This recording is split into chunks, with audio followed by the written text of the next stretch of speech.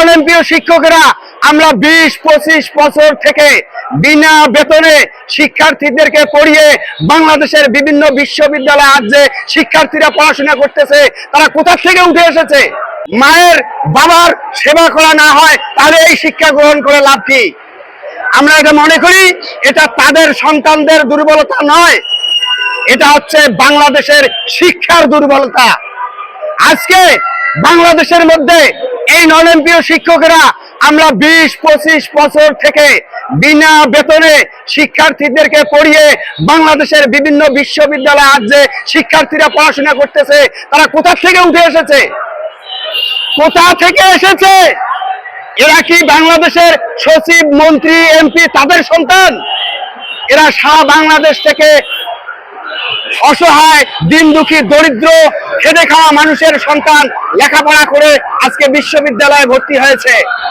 বাংলাদেশের সরকার বাংলাদেশের যে কোনো বিশ্ববিদ্যালয়ের শিক্ষককে তারা মন্ত্রীর মর্যাদা দিয়ে সম্মান করে, শ্রদ্ধা করে বেতন ভাতা বাড়িয়ে দেয়। আপনারা একবার চিন্তা করুন, পিতা মাতার মায়ের গর্ভ থেকে যদি সন্তান না আসে তাহলে আমরা কোথা থেকে আসতাম? আমাদের নিম্ন স্তরের প্রতিষ্ঠানগুলো থেকে এই মেধাবী শিক্ষার্থীরা যদি এই বিশ্ববিদ্যালয়ে ভর্তি না হতো তাহলে বিশ্ববিদ্যালয়ের শিক্ষকরা কাকে পড়াশোনা করাইতো? ভাবতে বড় অবাক লাগে। আজকে ব্যর্থ কণ্ঠে বলতে হয় আমাদের সমন্বয় পরিষদের নেতারা আমাদের পিছনে এমপিও করার পিছনে অত্যন্ত শ্রম দিয়ে যাচ্ছে, কিন্তু আমরা সেই শ্রমের কোনো মর্যাদা পাচ্ছি না, কোনো মূল্য পাচ্ছি না। গতকাল আমি বলেছিলাম আমাদের এখানে এমপিও আদায়ের লক্ষ্যে প্রয়োজনে শহীদ হব, তবু এমপিও নিয়ে যাব ইনশাআল্লাহ।